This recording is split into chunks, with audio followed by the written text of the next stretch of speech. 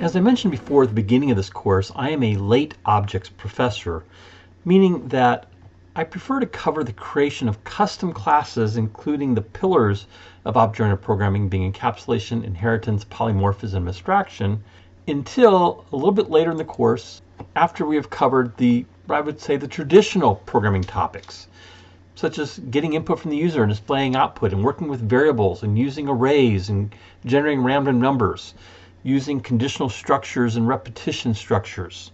I think it's easier to understand those traditional concepts before we get into object-oriented programming. But rest assured, all along we will be using instances of objects of predefined classes throughout the software development experience in Visual Basic, starting with our very first program.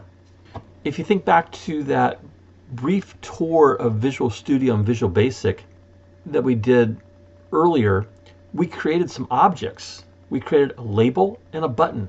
Those are objects. Well, what is an object? An object is an instance of a class that defines the various properties that are available to that object. And those properties alter how an object appears or even maybe how it behaves. The class also defines methods or things the object is predefined to do through code. And you can recognize methods by the fact they have parentheses after them. Sometimes those parentheses are empty, like method 1 here, and sometimes they have what we call arguments inside the parentheses, such as argument 1 and argument 2, separated by a comma in the method 2 method call here. Classes also define events that the object can respond to. So in our button, we had a click event that we responded to with code. Classes also have a very special method called a constructor that we'll talk about down the road, but that constructor builds the instance of the object. For now, that constructor is being implemented when we drag the button or label from our toolbox onto our form. It's calling the constructor method in code to build the instance of that button or label. My dog could be considered an object in the programming world. Dogs have properties, they have methods, and they have events. So some of the properties include breed. My dog is a Rottweiler. She has a birth date, so December 6th of 2023. She's right now about 6 months old. She has a primary color of black and a secondary color of tan. She has a weight, which is about 65 pounds right now. She'll probably grow to be about 90. She has a height, and she has a name her name is Savannah Faith. Every object that we create will have a name. It'll have a name given to us by Visual Studio, but we can change that name to something more meaningful. Dogs also have methods. They bark, they run, they sit, they stand, they lay down. As a Rottweiler, some of the methods that is inherent in that breed is they were bred in the 1600s as the butcher's dog to pull a cart and to herd cattle. Those are things a Rottweiler can do, with of course a little training. But dogs also have events. And so Savannah responds to me throwing a ball. She responds when the doorbell rings. She responds to her treat bag being opened. And she has amazing hearing to know when I open her treat bag. She's also learned to respond to various commands, such as sit, stay, and come. You can think of a class as a blueprint. It's a way of designing an object. And just like a blueprint for a home, when they are built, there may be multiple instances of those homes, and each of those instances can vary in terms of some of the properties. So a home here might have an exterior color. It might have different styles of windows, different styles of doors, different flooring. The kitchen might have different types of cabinet or cabinet layouts. So each of those instances of that home can be unique as the properties of that home are changed. Well, going back to that example project from our brief tour lesson, we created a label and a button, and both of those are objects. And we're going to focus on the button. In the button, we named it BTN SMCC, changed the background color.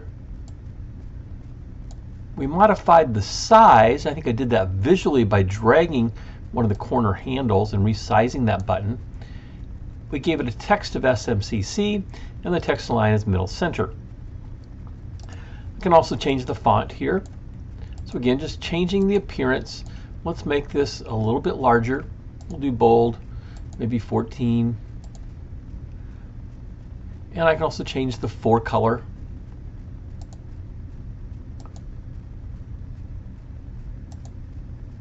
We'll make it white. So I can modify the properties. We double clicked on that button.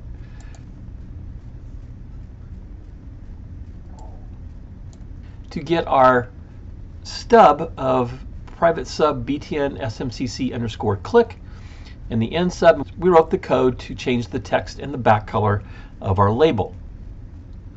So that is handling an event of click. So btn smcc dot click, the click event of our btn smcc button. Going back to the form, in the properties panel, we can click on the events and see all the different events associated with buttons. And we had changed or created the click event. Maybe I want to do something when I hover over this button. And so there is a mouse hover event. And I'm going to call this reset label. Press the enter key. And there then is my handler for reset label. It's handling btn smcc dot mouse hover. What I'm going to do here is take my LBL title dot text and have it equal object-oriented programming fundamentals. So I'm resetting the text back to what it was. And then let's also set the color back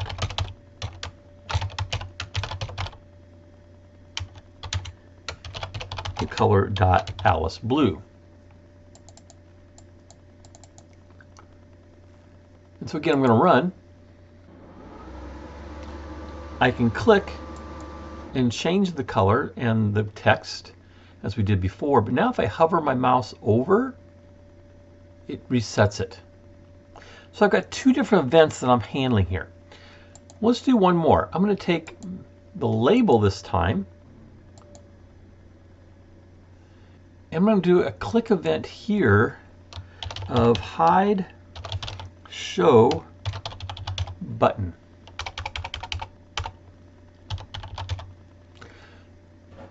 So I can do a click event with the label itself.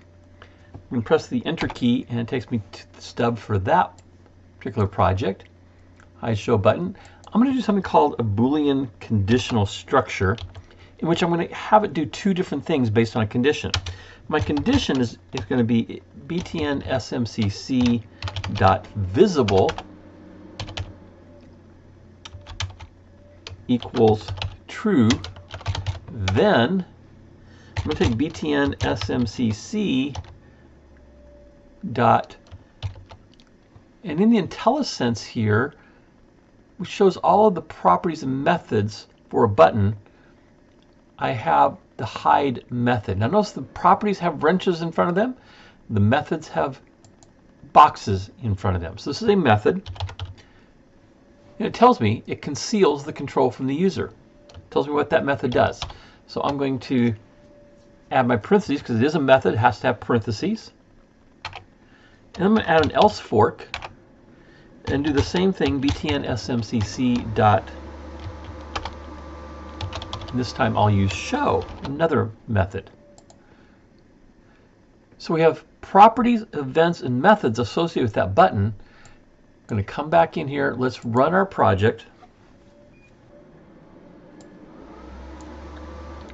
And so now if I click my label, it hides the button. Click it again, it shows it.